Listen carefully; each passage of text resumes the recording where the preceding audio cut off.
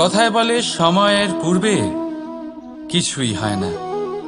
প্রতিটা ঘটনার একটা সময় থাকে। সময়ের আগে না সূর্যোদয় হয় আর না সূর্যাস্ত হয়। সময়ের পূর্বে গাছে না ফুল ফোটে না ফল ধরে। কিন্তু একটা কথা ভেবে দেখুন, যদি বর্ষা আসার আগে কৃষক ভূমিকে না প্রস্তুত করে, বীজ রোপণ না করে, তাহলে কি ফসল ফলবে? যদি কোনো যোদ্ধা যুদ্ধের পূর্বে নিজের অস্ত্রে ধার না দেয়, তাহলে সে যুদ্ধ কি করে লড়বে?